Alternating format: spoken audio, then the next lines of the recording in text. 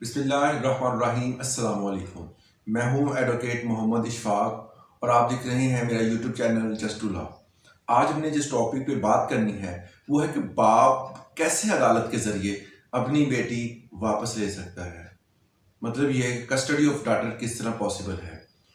अगर मियाँ बीवी के दरमियान किसी तनाज़े की वजह से तलाक हो जाती है या खुला लेती है औरत, तो इस सूरत में बच्ची जो है, अगर औलाद है तो उसको वापस किस तरह लिया जाएगा। ये एक बात हमेशा क्लियरली अपने जहन में बिठा लें। बहुत से लोगों को इस सूरत हाल से अंदाज़ा नहीं होता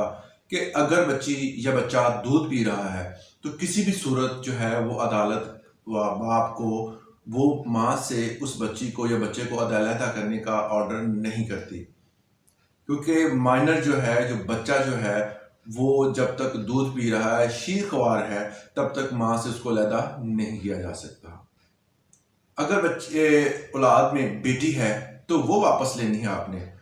और जो आपकी बीवी थी वो अलहदा हो गई है और उसको 2 3 4 साल या 10 साल गुजर गए हैं, उसके बाद शादी नहीं की और उसके बाद उसका जो प्रोग्राम बना है कि वो शादी कर ले, तो तब जो वो बच्ची अगर आप वापस लेना चाहते हैं और वो आपको पता है कि वो बच्ची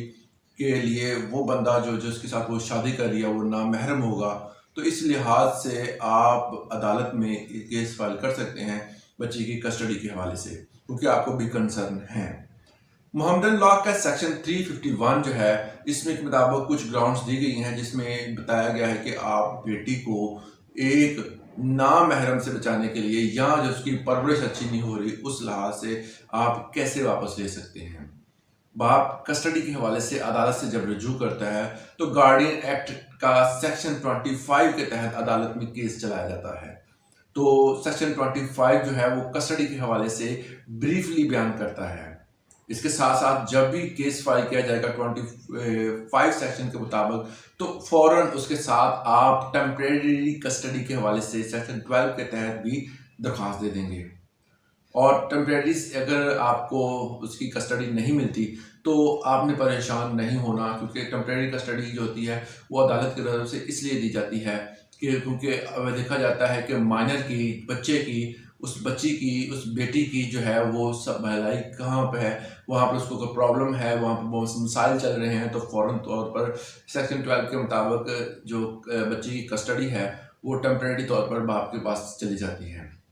उसके बाद आप उस केस को चलाया जाता है सेक्शन 25 के मुताबिक, और उस सेक्शन के मुताबिक तमाम केस में बताया जाता है, उसमें फैक्ट्स बताए जाते हैं कि किस वजह से आप अपनी बेटी वापस लेना चाहते हैं। बच्ची अगर जवान है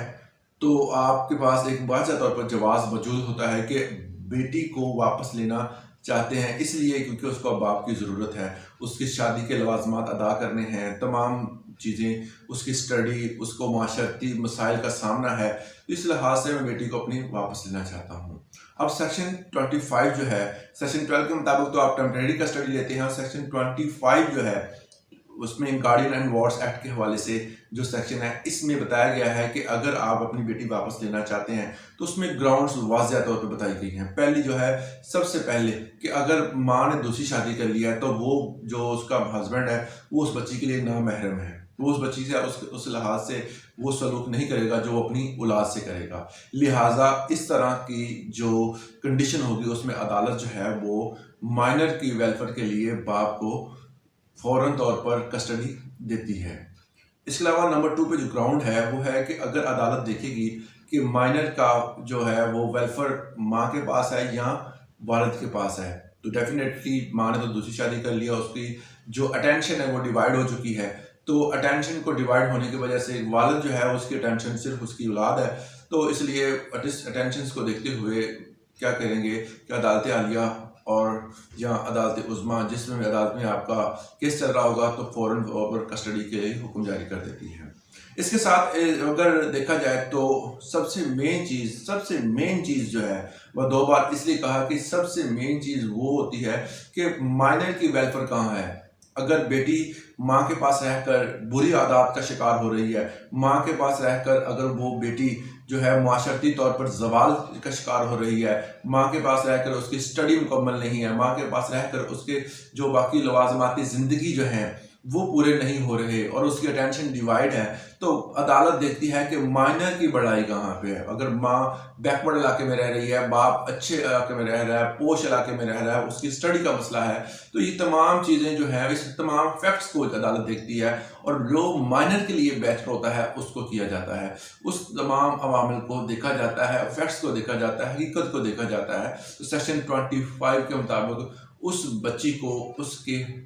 वेलफेयर के लिए, उसकी भलाई के लिए जो है वो बाप को सौंप दिया जाता है। इसके अलावा बच्चे को देखा जाता है कि सबसे मेन चीज़ जो है, क्या अगर उसके नाम पर कोई प्रॉपर्टी है या कोई और चीज़ है तो उस हाथ से उसकी बेहतर देखभाल कौन कर सकता है, तो वो भी इसमें मद्देनज़र रखा जाता है। तो ये था एक